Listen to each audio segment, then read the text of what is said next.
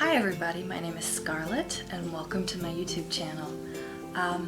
So today I'm going to be talking about something very simple, but it's a really good thing to start off at the beginning of the year, composting. If you live in an area like I do where the ground doesn't freeze, it's actually a really great time to start in the winter, because by then at springtime you can have a really nice pile of nitrogen-rich compost to start your garden.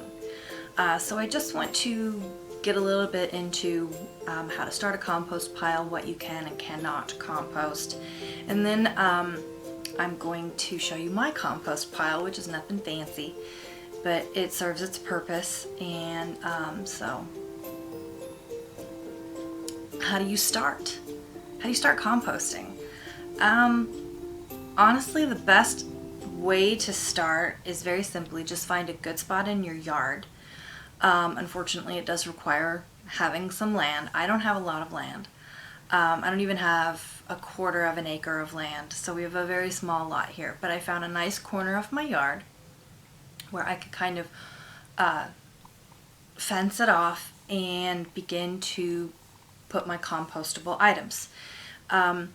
Some people, whenever they garden, and this is something to think about for your garden, have a fence around it or some type of boundary marking, this is the garden. And it kind of just helps keep out certain types of animals, and it looks really nice.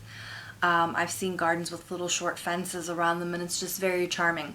And if that's the type of gardening you do or you plan to do, you can include your compost pile inside the boundaries of the garden, like put it back in the corner. And that way it's right there, it's next to your garden, it's easy to get to. Mine, unfortunately, is nowhere near my garden because I have very limited spots in my yard where the sun shines most of the day, because I'm in an old neighborhood and there are just tons and tons of trees around. So I have to be very, very picky with where I plant my herbs and vegetables. But I can compost anywhere in the yard, so I chose a corner of the yard that didn't have much grass growing anyway, because it's kind of in the back where there was a lot of shade and moisture. And that's where I put mine.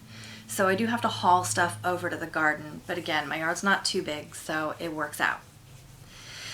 So what do you need? What are the supplies that you need to get a compost going? Well, it's very simple. You need some type of 4 corner posts. They can be metal, they can be wood, but metal's recommended because the wood's going to break down faster and become part of the compost eventually. And chicken wire or something similar. You can also get a little bit heavier duty wire than chicken wire, and it's got the rectangular shaped holes in it.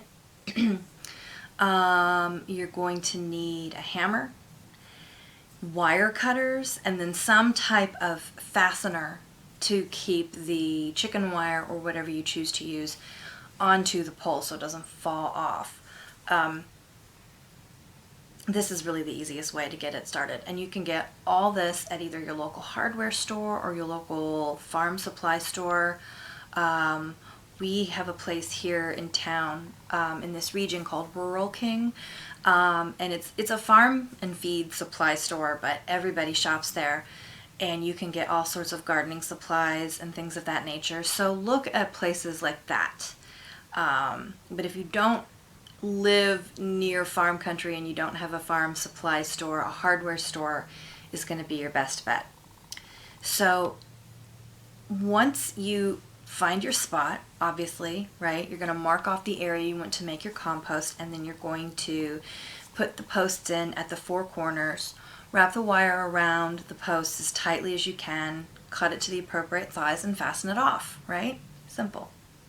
So you want to start with a base layer in your compost. You don't want to just start throwing things on the ground. And the best thing to use as a base layer is one of 3 things. You can put down leaves. You can put down newspaper sheets. Make sure you wet them. Or you can put down some type of shredded paper, like if you have a paper shredder like we do, just to make sure there's not any plastic or paper clips or staples that Well, paper clips and staples are probably okay as long as they're not plastic coated. But you want to make sure that there's not any of those plastic windows that come in like junk mail that you may shred. So if you have paper only in your shredder, that's another good thing you can put down as your base layer. So leaves, newspaper, some type of shredded paper, put it down inside your marked off compost area, and then you want to wet it. And it doesn't have to be like puddles of water, but if you have a hose or a watering can, just go over, make sure the entire layer is good and wet. So what can you compost? Well, you can compost anything that's organic. And when I say organic, I don't mean grown without pesticides. I mean things that break down in the earth, organic material. So naturally, you can use fruits and vegetable scraps. You can use nutshells, tea bags or loose leaf tea left over, coffee grounds. You can put the coffee filter in there as well because it's paper, it will biodegrade. Eggshells. Some other great things are old topsoil or old potting soil and plant matter. So when you're out pruning your shrubbery or whatever, take all of the pieces that you've taken off the shrubs that you've clipped or pruned and add that to the compost pile. Of course, you want to put plant matter in there. That's great stuff. Grass clippings. If you have a lawnmower that collects grass clippings and you want a place to put it, you can put the grass clippings in the compost pile as well. Some people, I've read some places, and I know some people who do this, also use dryer lint and cat litter. I do not recommend either of those things because the dryer lint and the cat litter both have synthetic material in them. And cat litter is mostly clay, so it's not going to break down and provide what you want it to. Now, if you have like a pine-based cat litter or something, that might work. But honestly, I think that you're just going to end up attracting strays to your yard more than anything. So avoid that. Avoid the dryer lint because most of our clothes are at least partly synthetic. Unless you have a 100% wool cotton wardrobe, you've got rayon, you've got polyester, you've got petroleum-based materials in your clothing. And you don't want to put that kind of stuff in a compost pile. So make sure that you're avoiding those two things if that's something that you've heard or read about. I don't recommend. So how do you maintain your compost pile? Well, that's easy. You feed it. Keep vegetable scraps, keep eggshells if you don't use them for other things, keep your coffee grounds, tea bags, all of those things. I have a bucket that I keep sort of off to the side of the kitchen by the door where I toss my veggie scraps, and like if I'm doing a lot of cooking, like I'm peeling potatoes or something, I'll just peel them straight into the bucket so they're ready to go. And then at the end of each day, you take the bucket out and add it to the pile. Eggshells are really good in compost, as are coffee grounds. Plants love coffee grounds. And I know some people just add straight coffee grounds to their houseplants and things, which of course is also a great thing to do. After you've enjoyed your coffee, take the grounds, put it in top of the pot. It's a wonderful way to feed your plants. But when we're talking about a garden and it's the month of January, of course, you're not going to just hang on to your coffee grounds in a jar in your kitchen because they'll mold. But if you put them out in the compost pile, they'll break down and contribute to the nutrients and make a really dense, rich compost. You also need to turn it once a week. So go out with a pitchfork or a pointy shovel or whatever you have available and turn the compost. Just dig in, flip it over, mix it up, make sure that the same layer isn't always on the top. And as well, you need to keep it moist. So if it hasn't been raining for a while, you're in a dry spell or whatever, just go out and use the garden hose or a watering can and wet the compost as you're turning it. We have had a lot of rain the past few days, so I don't need to worry about that today. And I just turned my compost pile yesterday, so I'm good to go for a week. But I am going to take you outside and just show you how I have my compost pile set up. It's not the most beautiful, glamorous looking thing, but it's functional and it keeps my herbs and vegetables healthy and happy in the spring and summer. So if you start your compost pile now, like I said, if the ground isn't frozen, I mean, you could probably start one anyway, even if the ground is frozen. By spring, you should have some nutrient-dense compost to feed your garden with once you get your plants in the ground.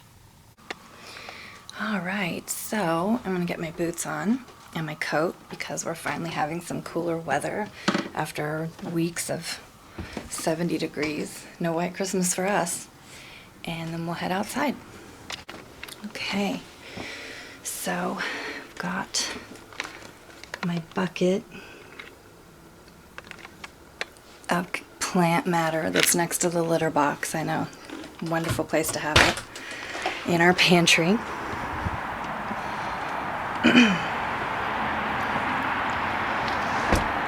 Keeps the smells from mingling around in my house, so that's the thing. That's a good thing to do. You can probably hear the noise from the highway right next to our house. I mean, my husband and I are both country kids, but right now we live in the very middle of town. So we have a very large highway running by us. So this is my compost pile here. And as you can see, mine is triangular shaped because I've chosen to put it in the corner of the fencing. But I don't want it to touch the fencing to degrade the wood, so I've got it out a little bit. And in it right now I've got leftover pumpkins from Halloween, my potted plants I had on the porch this summer.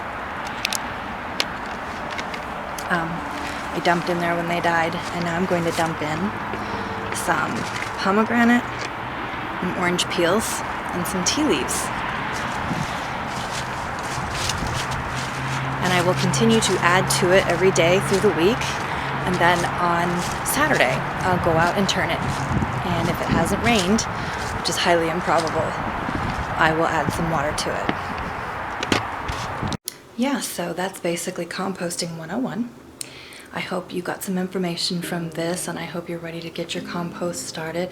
I will have a video about gardening in about a month, because that's when it will actually be time to start thinking about gardening, believe it or not. And so I will see you all soon, and I hope you have a blessed day, and may the goddess smile upon you.